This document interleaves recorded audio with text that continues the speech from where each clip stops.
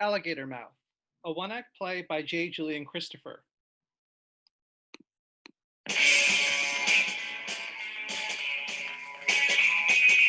Miss Shelley's Fortunes, NYC, Christopher Street, June 1985. A man walks into a storefront of a fortune teller. Lavish curtains decorate the space, with opulence mixed with overt tackiness. The Smith's handsome devil from Hatful of Hollow plays, filling the room with Morrissey's tortured vocals. The man, Hank, is sweating and disheveled as if he has been up for most of the night with a fever. He waits by the door, assuming that someone might have heard the cowbell that hung from around it sound off as it swung open. He is unaware of the boy watching him from behind the curtains. The boy is not hiding, but he shouldn't be readily noticeable by Hank or the audience. The boy is about 15, maybe 16 at most. Hank scans the room, running his fingers across a velvet-covered chair.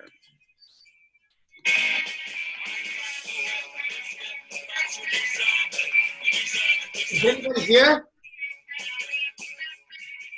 Hi. Oh, Whoa, are you okay? yes. You don't look it. I didn't see you. The person who What? does the stuff here. What stuff? The readings. I'm the only one here at the moment. Just me and my lonesome. I need a reading. I do readings. You? Yes. I'm looking for a professional. But this ain't Wall Street. I'm serious. I need someone It's not like all this is an exact science. You don't need no master's degree for spiritual arts. Either you got it or you don't. I'm very good. I don't doubt it, but you're just very... Very... I mean, you could be my... Son. Yeah, I'm just learning. But I think I'm pretty good at understanding the basics. I'm gonna need a bit more than the basics. Well, I think I can surprise you. Hey, free of charge. That is, if you ain't satisfied. That's very nice, but... Tell you, one day I'll own this place and you'll have to wait on a line to get a reading from me. It's funny that you were living on the reluctant side of this argument when I made it worth your while by offering a satisfaction guaranteed or your money back offer. That don't happen that often, maybe never. So you should actually just feel like you just won the big showcase on The Price is Right. Get your pet spayed and neutered.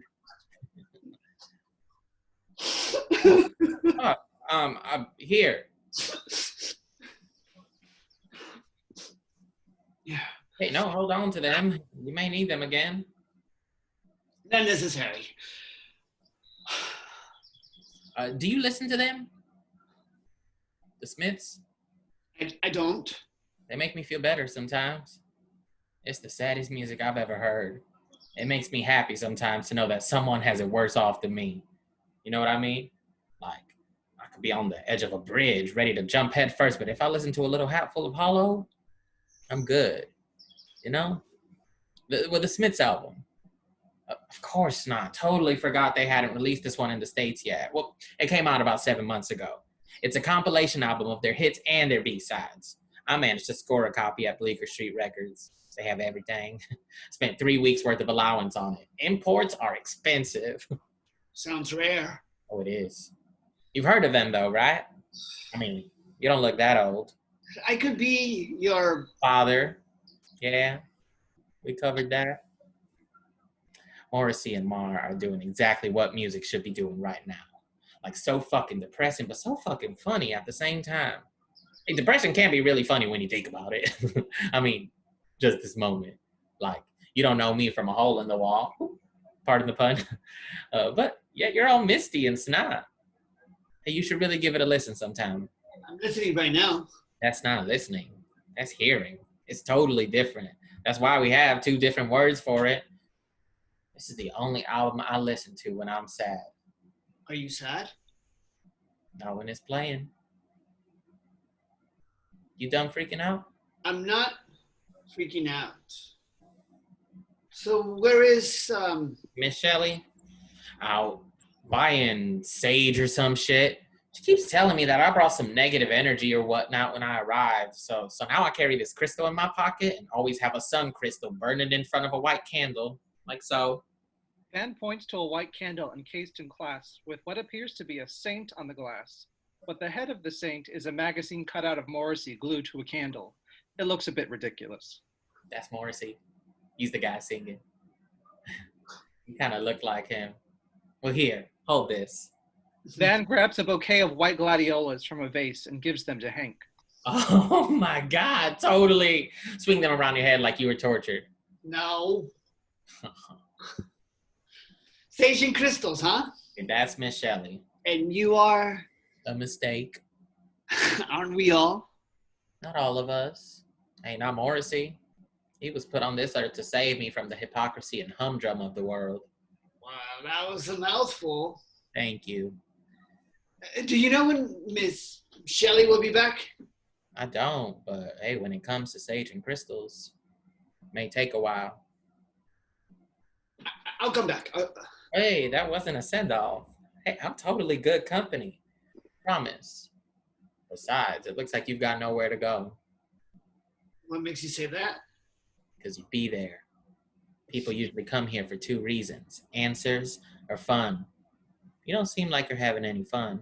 Or getting any answers. I can help you with both. Van's scratching the side of his torso underneath his Smith's t-shirt. As he scratches, his shirt is hiked up, revealing his belly and happy trail of hair that disappears into his jeans, framed by his boy-cut hip muscles. How old are you? How old are you? Touché. Touche what? It's a saying. Oh, I don't know Spanish. How old? Does it matter? It does. My stars, we are just talking. Although, it seems like I've been doing all the talking. Anyhow, conversation doesn't have an age limit. Oh, you want a cola? I don't drink cola. No, that's all I got. I didn't ask for a drink. Well, I'm being hospitable. I can be very hospitable. I should go. You don't want to go. No. I don't believe you do. I get it, though. I have a way of making people want to stick around. Yeah, Mama calls it magnetism. You ever heard of that? Magnetism? Yeah. So what's your damage? I mean, hey, you don't have to tell me or anything, but I sure am a good listener. I got something on my mind. Oh, you don't say. I'm sorry, but you're a kid. Don't talk down to me. I wasn't. You sure were. You talking like my daddy. It's bad enough you look like him. I thought I looked like this Morrissey guy. My daddy looked like Morrissey. No wonder you like him so much. No, I like him because he writes depressing music instead of offing himself in the shed. I'm sorry. Don't be. I'm not. Oh, daddy issues, so cliche. He had a lot of demons, you know? I do. You go to that place, right? That leather place along the way? I don't. I've seen you going inside before. I don't know what you're talking about. You have a distinctive walk. It's all affected like some butch guy that doesn't give a fuck. But then only one arm swings. The other is still at your side, like only half of you is confident. I don't walk like that. Oh, you sure do. I wasn't sure it was you at first, but then just when you tried to scoot out of here earlier, and well, I saw that still arm.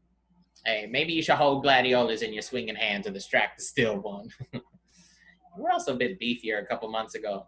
Not saying you were fat or nothing, bless your heart. You've seen me. Not in a twisted stalker sort of way. Hey, the street ain't that big, and I had just never seen anyone walk like that before. I was just... Hey, you don't need to explain nothing to me. I see lots of dudes go in there. I mean, the postman, the pizza delivery man, the homeless guy with the white eyelashes that hangs out in front of lilac chocolates. I know it's one of those places. Keep the windows tinted and the lights dim, but I can see figures moving around in there for sure. Always some kind of pulsing bass coming through the walls. Bearded silhouettes swaying to that Deborah Harry, that Evelyn Champagne game. I don't go there. But I seen you. I don't go there! All right. It's fine by me, though. I mean, I quite like disco. Mama says it gives you cancer. Is that true? Yeah, I didn't think so. But I thought you might know something I don't. Have you been to that Crisco Disco on 15th? I hear there's a bartender there that has a mason jar filled with his boyfriend's urine and drinks it up like chocolate milk. That true? Oh, I can't imagine that's true for nothing. Someone handling the fruit going into your gin? Sure seems like a liability with all them health codes. Hey, Miss Shelley ain't even supposed to have cats up in here, but she sure does. You ain't allergic, are you? Cats. No. Oh, that's good. Tomahawk and Finland are pretty harmless, but they shed like the Dickens, bless their hearts. I'm not used to it. I mean, we had cats, but we just fed them. They didn't come inside. We? Mama and me. Oh, God, I'm sorry. I'm feeding you some improper piecemeal storytelling. I just got to New York City a few months ago from Back Swamp, North Carolina. Yes, you heard right. Back Swamp. I have nowhere to go, and I met Miss Shelley at Port Authority. She was coming back from some psychic bitch conference. She cornered me on the bus while I was online to the bathroom. She took one whiff and said, I smell the gift. I said, she was smelling 4 days of bus ride swamp crotch. She swore up and down that I had a halo over me and that I had warm hands. So Miss Shelley took me in and told me she'd help me hold my gift and give me a roof over my head in exchange for cleaning up the cat shit and washing windows and such. But your mother. Mama and I had a falling out. So I got on the next bus and, well, here I am. So what happened? It's complicated. Everything is, but it's your mother. You only get one. Why do I give valuable time to people who don't care if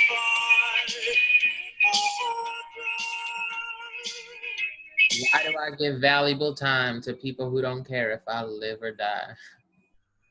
I get sadness. I was sad for a long time. I suppose I still am on some level, but I got Morrissey. I have a feeling we got lots in common. It's a little different. Why? Because it's you? Ain't that some shit? Here I go and tell you all about my woes, and you act like that don't matter because your problem's got to be more important. You're just completely all about yourself, ain't you? It's not. That's not what I meant. No, I shouldn't be surprised. All you guys who go to those seedy places seem to be all about yourselves. I don't go to those places. I'm not one of those people. That's comforting to hear. Wouldn't want to be taken advantage of. Van lifts his shirt and scratches again. I don't think we... Mountain Dew. Come again? The mason jar full of urine. It's got to be Mountain Dew. Now, I know Dew's got a fluorescent glow, but under them black lights at the Crisco Disco, I bet it passes as some bona fide tried and true urine. Unreal. That's why folks hate you people. Always trying to be provocative when there's no need to be. Ain't gonna make sucking on a big ding-a-ling any better. You're too young to be talking this way. I never told you my age, and I'm not talking any which way. So you never answered. What? The Crisco Disco. I'm dying to know what it's like in there. It feels like it would be some sort of dungeony thing. Am I right? Listen, kid. Van. Short for Evander. Evander. No, that's what it's short for, but I'm called Van. You gonna tell me your name? Hey, a fake one will do as long as I have something to call you. Hank. Now, that's a nice name. That your real one? Thought it didn't matter. It don't. Hank. Suits you. Like a pro baseball player. Well, at least the confident side that swings its arm when you walk. I think you got the wrong guy. I don't go there. Where? The leather place, I don't go there. In the place along the way? I don't go there either. No? No. Oh, right. My mistake.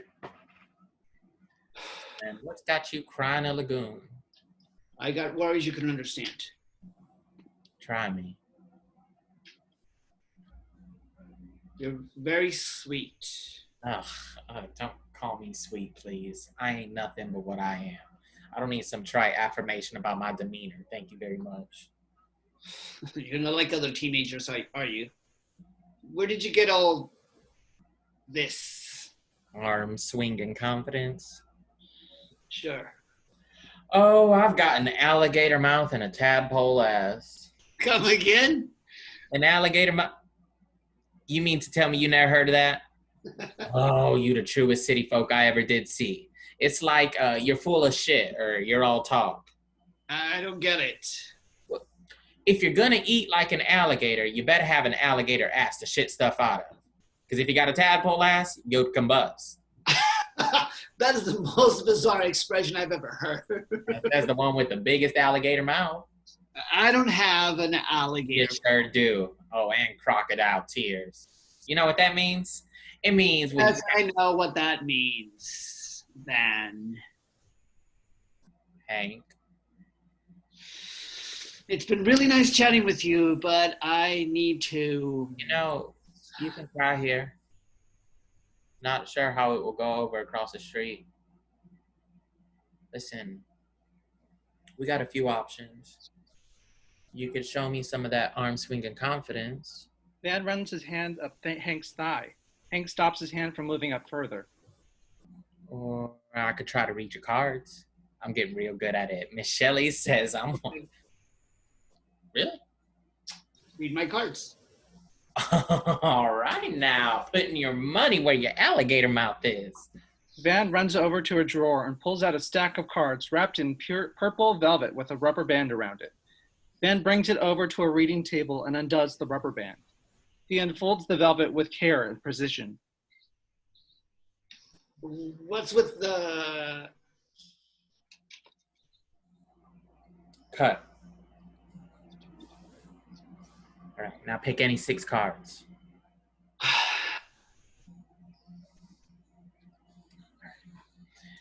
This card is the devil card and represents how you feel about yourself right now.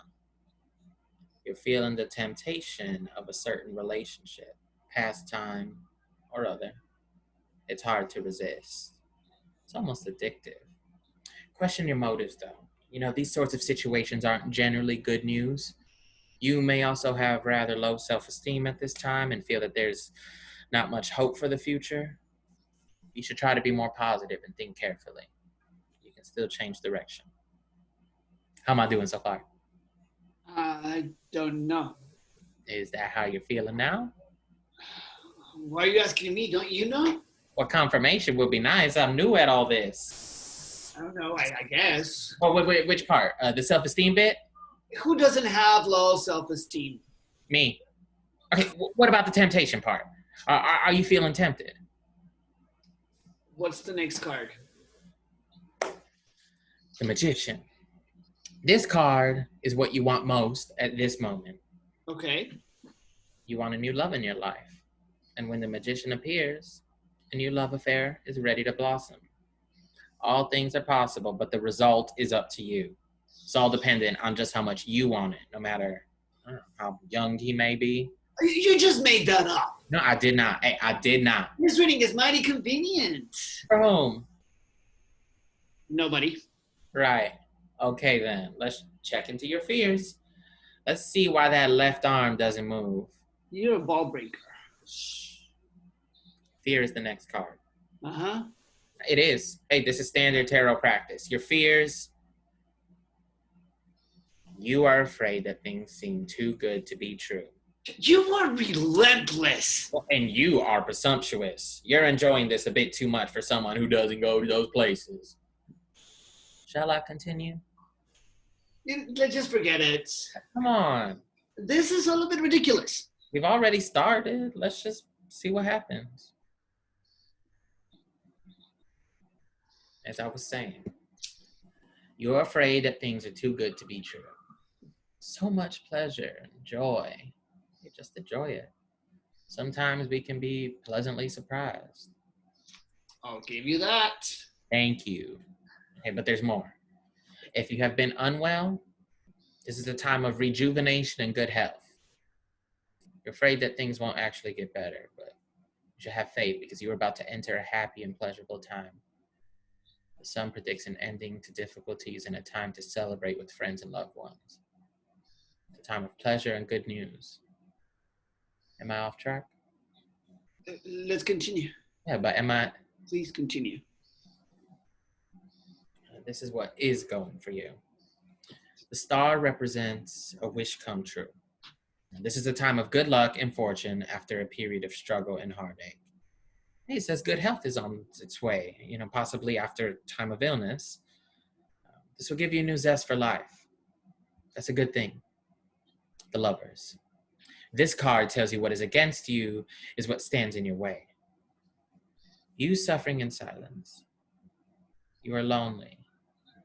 The Lovers question if you have the courage to make the decision you really know you should make. You have a great sense of duty, but are you happy? This tells me a difficult decision has to be made, and if you approach it with courage, you will achieve emotional happiness. But courage is the only way. How you doing? Maybe we should stop. No. Yeah, but you... There's only one card left, right? Let's just see what happens. Yeah, because we can... Next card. Okay. Next is the outcome card. Hank, hey, relax. Hey, it's not a bad card. Yes? No, it doesn't mean... Look, I don't know what kind of game you're playing I'm here. not playing the game. Then what the fuck is that? It's not a bad card. The outcome card being death is not a bad thing? No, it's not. I mean, that's not the outcome. Let's just stop. Okay, I just want to know. Oh my God, this is getting old, sir. Don't call me sir. What is wrong with you? It's okay. Nothing is okay anymore, okay? It sounds like... I'm not sure how to ask you this without upsetting you, but I think there's a part of you that wants to tell me something. I don't want to say it. It's just us. You can say it. You've what? I've been getting thin. Dan? Thin? In the face, in the shoulders. It wasn't until last week that I could see my collarbone for the first time. I can see my fucking collarbone. It's fucking me up. My hip bones, they jet out. A bag of bones is what I am. What do you want to be with a bag of bones? See? Van leans in and kisses Hank. It's soft and sensual. It is not passionate, but not ferocious. It's intimate and effortless. The lights flicker. They notice, and it breaks the kiss. Who are you? I don't even know why I bother coming here. I don't even have a future. Please don't predict the future. It informs it. What's the difference? Hope. I don't have much of that. You should. Van holds up the death card. It told me this is a transformational time for you. Hey, it's been a shitty time. Maybe the worst time of your life, but shitty rock bottoms always end up in new beginnings. You have a chance at a fresh start, but you gotta embrace it and live every day as though it was your last. Life is for living, not for crying about the possibility of it ending. You know what I mean? Hey, yes, yeah, you're getting thin, but that don't define you. I could love you. I thought you weren't one of them. I'm not. No, you're not. You could be everything I've ever wanted. You know that? I could be your... Dad? That's silly. I can't believe I said that. I could. Yeah, we could go camping. Teach you how to shave. Teach me about the birds and the bees. I could. Oh, I love this song. It's time to tell what's told of how you took the child and you made him wrong. Dance with me. What? Dance with me. How you took the child.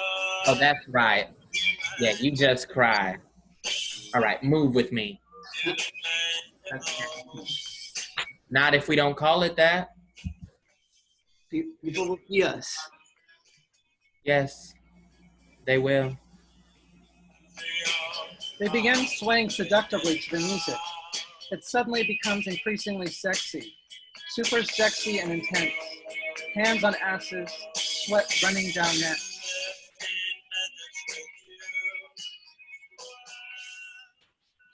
We shouldn't be doing this.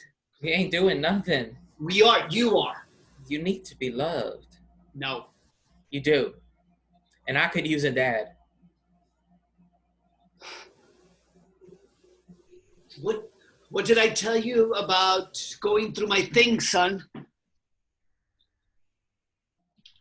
I told you once, and I shouldn't have to tell you again. I'm sorry, Dad. Yeah? What were you looking for? Nothing. Oh, I think you know. Say it. How many times I gotta tell you that those magazines are for grown-ups, men, not boys? I'm not a little boy anymore. No? No, Dad. Honest. Yeah? What makes you a man? Come on, spit it out. I got some hair on my chin. Yeah? Where? Right here. See? Yeah? Got any pubes? There ain't nothing to be ashamed of, son. Not if you're a man. Show me. Hank storms towards Van, drawing the curtains on the storefront as he does. Hank grabs Van and unbuttons his pants just enough to reveal some pubic hair. Hank runs his fingers through it. Look at that. You got a forest down there. My boy is a man.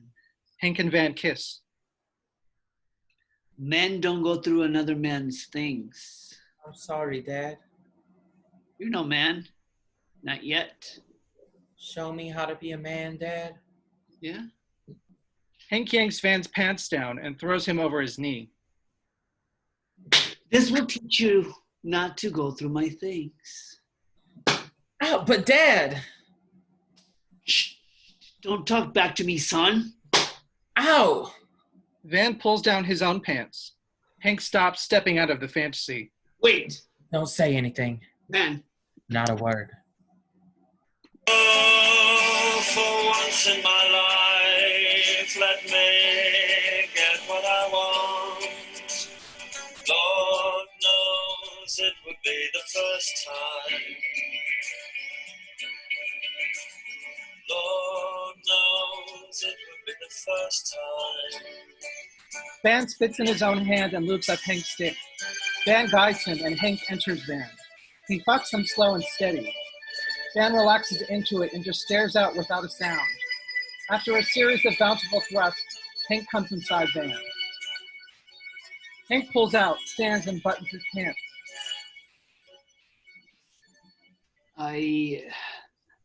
I'm... You're my dad. You're radiant, son.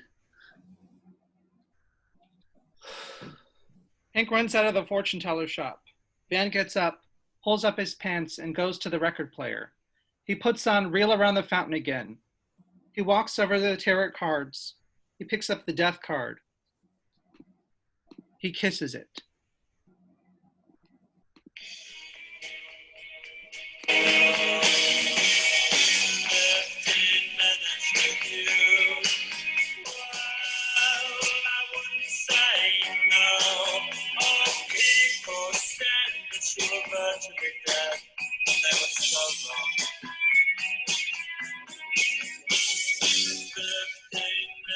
Lights fade. End of play.